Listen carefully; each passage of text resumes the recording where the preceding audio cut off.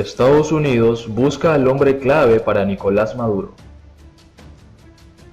Tarek El Aissami, miembro de la cúpula chavista y jefe de la cartera de producción, es señalado por la justicia estadounidense como uno de los 10 fugitivos más buscados. El cerco de Washington a la cúpula chavista se estrecha cada vez más. El Servicio de Migración y Control de Aduanas estadounidenses ha emitido este miércoles una alerta que señala a Tarek Zaydan El Aissami Madab, ex vicepresidente de Venezuela y actual ministro de Industrias y Producción Nacional, como uno de los 10 prófugos más buscados. Además del que es considerado uno de los hombres de confianza de Nicolás Maduro, se incluyó también a Samark López Velo, acusado de ser socio del Aissami en negocios de narcotráfico. El Aissami había sido incluido en 2017 en la lista negra de la Oficina de Control de Activos en el Extranjero, en la que hay más de un centenar de funcionarios chavistas sancionados.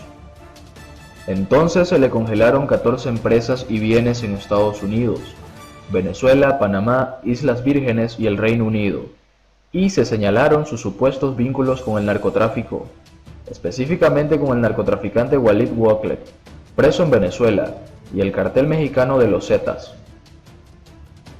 En marzo, la Corte Federal del Distrito Sur de Nueva York había presentado cargos contra ambos por violar restricciones que le había impuesto un tribunal que le investiga por su implicación en un caso de narcotráfico, según las sanciones de 2017. El Aissami no podía viajar a Rusia, y lo hizo en febrero en un avión privado, junto a López Velo, quien también tiene la misma restricción. Desde entonces ya estaba siendo buscado por el Departamento de Justicia, y los viajes han seguido. El mes pasado, por ejemplo, estuvo en el Foro Económico Internacional de San Petersburgo. Es la primera vez, sin embargo, que se difunde una ficha con sus señas físicas y datos de identidad y se solicita información para dar con su paradero. Los dos venezolanos son calificados de fugitivos y aparecen junto a otros 8 extranjeros buscados por homicidios, pertenecer a pandillas, organizaciones de trata de personas y actividades con narcóticos. Las acusaciones de Estados Unidos indican que el Aissami facilitó envíos de narcóticos, incluyendo control de aviones que salieron de una base aérea venezolana y rutas de drogas mediante los puertos en Venezuela. También denuncian que supervisó o poseyó parcialmente envíos de narcóticos de más de 1000 kilogramos desde Venezuela en múltiples ocasiones. El Aissami, nacido en el estado andino de Mérida y de origen sirio, es de las fichas que mejor ha logrado sobrevivir los 20 años de revolución y el desmoronamiento y las purgas que vive el chavismo desde la muerte de su líder Hugo Chávez en 2013. Desde que era dirigente estudiantil se sumó a los equipos juveniles que impulsaron el triunfo del chavismo en 1998 y rápidamente obtuvo cargos estratégicos en la burocracia, primero al frente de la antigua Oficina de Identificación y Extranjería, encargada de todos los documentos de los venezolanos. Investigaciones periodísticas de The Wall Street Journal y otros medios han señalado que facilitó pasaportes a miembros de grupos terroristas de Oriente Medio. Dio un salto al Ministerio de Interior y Justicia, como viceministro y luego como titular de la cartera, donde estuvo entre 2007 y 2012. Cuando fue electo gobernador de Aragua, tras su paso por la entidad se convirtió en la más insegura del país. Al abogado y criminólogo de 44 años, se le considera un radical dentro del chavismo y de los más leales al Partido Socialista Unido en Venezuela. Su padre, Carlos El Aissami, colaboró con la intentona golpista de Chávez en 1992 y estuvo preso por eso.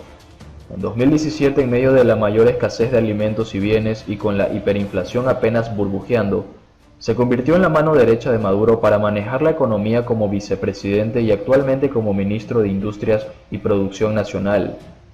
Áreas severamente castigadas por las políticas de control del chavismo, que mantienen a Venezuela en el foso de su peor crisis económica.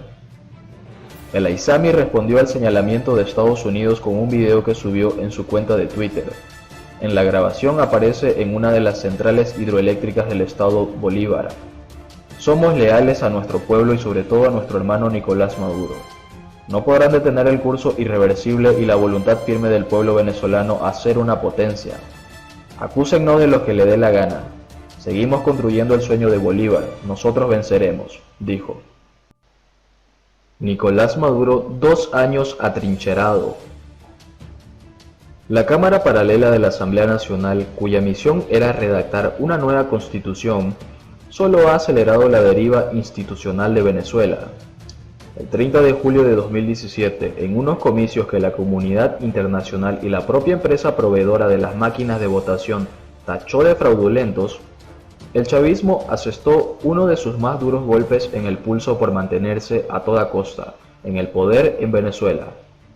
Se escogieron a 500 delegados con la misión de redactar una nueva constitución que sustituyera aquella que el fallecido Hugo Chávez promovió en 1999 en los albores de su revolución.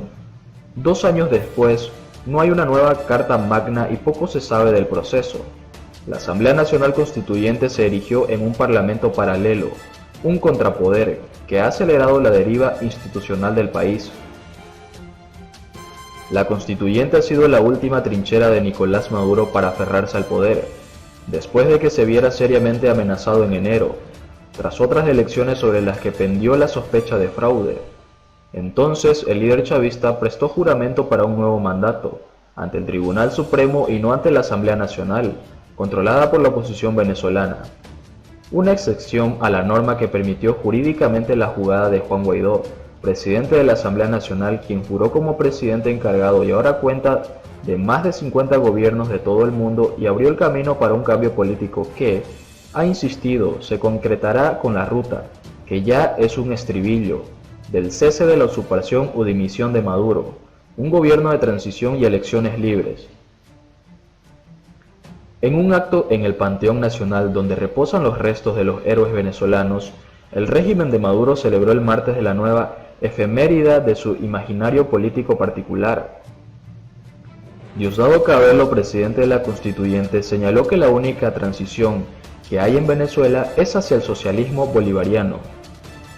En la retórica del chavismo con la creación de este órgano, convocado sin la previa consulta popular que exige la Constitución y alterando las bases del padrón electoral, se aplacó la intensa oleada de protestas antigubernamentales de ese año, que dejó más de 150 muertos y miles de heridos durante 4 meses de manifestaciones callejeras. Pero también se dio un grave zarpazo al poder legislativo, al terminar de quitarle a la Asamblea Nacional todas las competencias y asumirse la Constituyente como un órgano plenipotenciario.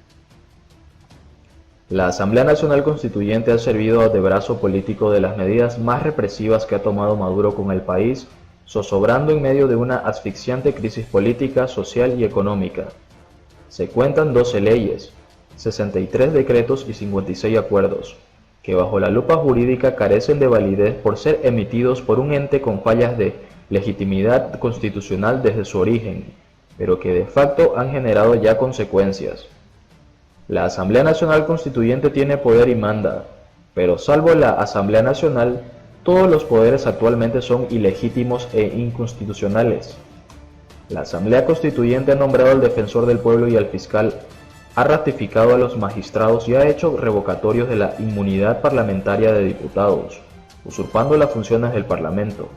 Critica a la abogada Laura Lousa, directora de la ONG Acceso a la Justicia.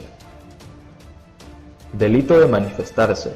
Entre los actos más polémicos de este órgano se encuentra la Ley contra el Odio, de las primeras sancionadas en 2017, usada para criminalizar la protesta, el disentimiento, la actividad de los partidos políticos y cerca más aún la libertad de expresión.